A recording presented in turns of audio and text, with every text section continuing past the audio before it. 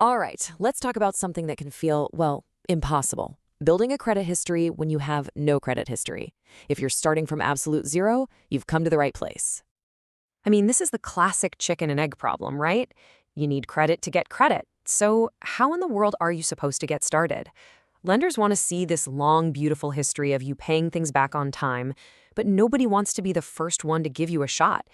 It's enough to make you feel like you're stuck in a loop before you've even taken a single step. And if you're feeling that frustration, trust me, you are not alone. Not even close. This whole situation is so common, it's actually known as the credit catch-22. And yeah, it's a super frustrating loop, but here's the good news, it's a loop that you can absolutely break. Just how common are we talking? Well, get this. According to the Consumer Financial Protection Bureau, a whopping 26 million adults in the US are what they call credit invisible. That means they have no credit history at all. So yeah, if you're in that boat, you've got a ton of company. But look, we're going to reframe this. This isn't a problem, it's a journey. And you're the hero. We're going to take you from feeling credit invisible to totally credit confident. And like any good quest, you just need to know the first few steps and have the right gear. So let's get you equipped. Okay, so let's begin. Chapter 1, starting from scratch. So, on this journey, you're not going in empty-handed. You need a toolkit.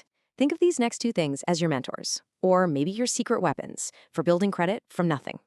First up, we have the secured credit card. Now, this looks and feels just like a normal credit card, but there's one little twist. You have to put down a cash deposit first. So you might give the bank, say, $300, and boom, your credit limit is $300. That deposit is your collateral. It makes the bank feel safe, which is why they're willing to give you a shot when no one else will. Okay, option number 2 is the credit builder loan. And this thing is kind of backwards from a normal loan, but in a really smart way. So the bank lends you money, but they don't actually give it to you. They lock it up in a savings account. Then you make small monthly payments on that loan. Once you've paid it all off, then they unlock the account and you get all the cash. It's pretty genius because you're proving you can make payments and you're accidentally building up savings at the same time. All right, so you've met your two mentors, the secured card and the credit builder loan. Now you have to pick one. Let's figure out which path is right for you. Okay, the big difference here really boils down to one thing. When do you get the money? With a secured card, you get a line of credit you can use right away. Need to buy gas, books? You can use it. With the credit builder loan, that money is totally locked away until you've paid it all back. So the secured card is great if you need a little spending power now, but, it also comes with the temptation to build up debt. The loan, on the other hand, takes that temptation right off the table. It's purely a credit building and savings tool. So, once you've picked your tool, the next part is super important. You have to use it the right way. It's not enough to just have it. This is what we'll call the road of trials. Basically, the rules you have to follow to make this whole thing work. So, there are 3 golden rules. Seriously, write these down. Number 1, make every payment on time. I can't say this enough, it's the most important thing. Number 2, keep your balance low. A good rule of thumb is to never use more than 30% of your credit limit. This is your credit utilization, and keeping it low is key. And number 3, actually use the card. You don't have to go crazy, just put a small, regular charge on it like your Netflix bill or a cup of coffee, and then pay it off. This shows the lenders the account is active. And why am I so obsessed with that first rule about on-time payments?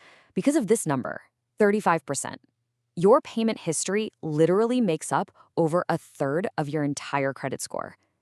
There is nothing, and I mean nothing, that builds good credit faster than paying on time every time.